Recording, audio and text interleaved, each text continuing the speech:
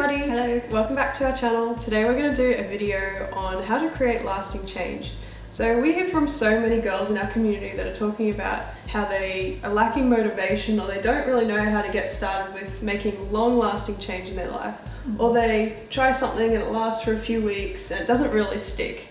Yeah, so we wanted to make a video with our top 3 tips that we think really help in making change that actually lasts and becomes a lifestyle and not just, a couple of weeks or a temporary challenge.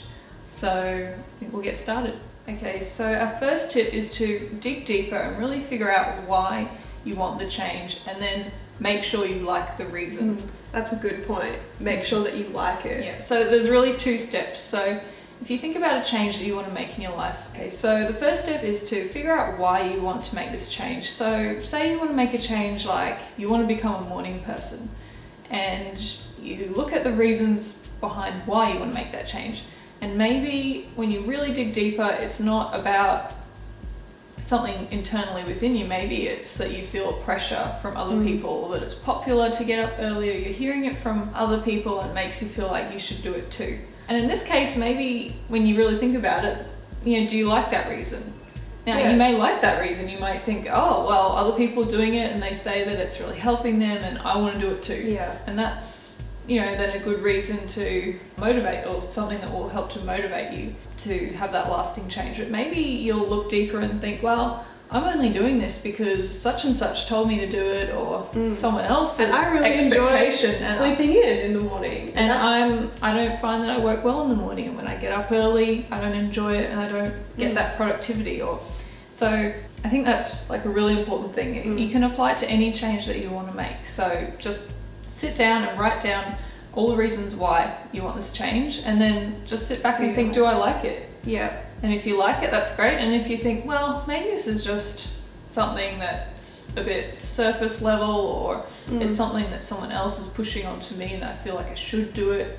And even people that feel like they want to lose weight and just get skinnier, and you kind of have to sit down and say, well, is that what I really want for myself, or is that what somebody else wants for me? Is my partner pressuring me to do this? Do I really want that for myself? Am I happy at the weight that I'm already at? So that is our first tip. So our second tip is to expect and anticipate that there is going to be a lot of ups and downs. Yeah. So when you're making a change in your life, what I like to think about is that you have your current way of being, and then you have the new way of being that you're moving towards. So the part in the middle where you're no longer in the old way and you're moving towards the new way is a really uncomfortable space. It's in between 2 ways of being.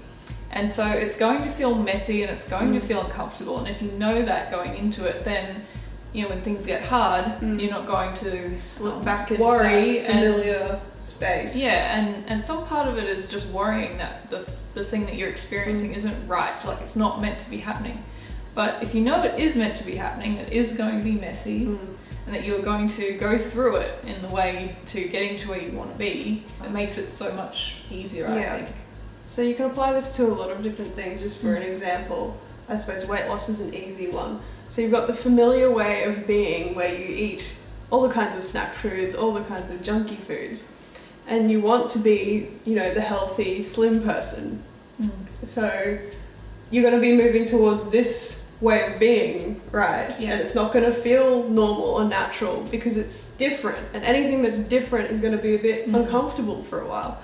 So when and sometimes I think our the primitive part of our brain as a human as well, it's like you just start changing your patterns and it's like pulling the handbrake. Your brain's like, this is change, this is not comfortable, this isn't safe, I don't like it. Yeah. If you know that's going to come and that feeling will come, and you know to push through it, it's really powerful. And even say, so you're on your weight loss journey and one day you have a terrible day, you're craving sugar, and you want to slip back into that way that is familiar. You want to just, get a tub of ice cream or get a cookie.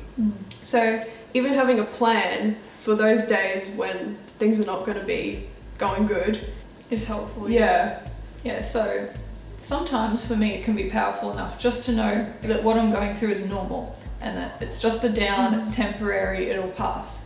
But depending on what the goal is, or the change that you're making, it can be really helpful to have like a contingency plan, something in your mind that you're going to do to help you through those tough times. Yeah. So that is our second tip. And so our third and final tip is to get support. Now, humans, we are not meant to live and do things alone. We are tribal beings, we thrive in community, and that's really important. So if you're making a change, it can really, really help to have the support of your community or your family or friends. But we hear from a lot of people saying that they just don't have that support. So maybe their partner doesn't want to eat the same way as them. Or their kids don't want to eat that way. Yeah. We had someone saying that their whole family was vegetarian and they didn't want to do that. And it's hard for them to make that change without that support around them. So if you are struggling and you don't have that support, what we did do, and we mentioned in our last video, is we've created a private Facebook group. We'll leave the name below. It's the Cultivate Health and Beauty Community. And we already have so many really lovely women join that group, and we're having some really interesting discussions over there. So this is a group that is there to inspire and motivate each other. It's not all about paleo. So if you're not paleo, that's completely fine. We're talking about healthy lifestyle products, natural beauty, motivation. So it's a really like-minded group of women. So if you feel like you lack that support in your real everyday life, maybe your family doesn't support the changes you're trying to make, or your friends are on a bit of a different track, definitely join our group. Well, that's the good thing about the online world now, is even if you don't have that community with you in person, you can still connect with other people. Yeah. So I will mention as well though that it would be really helpful, and we would appreciate if you would also sign up to our blog before you go over to that Facebook page, because we're receiving quite a few requests to join the group. We want to make sure that we know who's joining and that we're accepting the right people. So if you head to the blog and sign up for our newsletters, you will enter your name. So enter your Facebook name so that we can recognize you when you head to our group. Okay guys, so there are our 3 tips for creating lasting change, and we sincerely wish you all the best in your changes. So if you enjoyed this video, don't forget to give it a big thumbs up so that other people can find it too. And also leave a comment below telling us what change you're trying to make at the moment and how you're going with that. Other than that, we'll see you in our next one. Bye guys. Today we're going to be talking to you about some of our favorite health and well-being books. And also we're going to share with you some of our favourite podcasts. We're here by Gary Taubes. So I'll go through them very quickly. What he's looking at in this book, this is the shorter book. So if you're looking for a lighter read, I'd recommend this one. This is Why We Get Fat.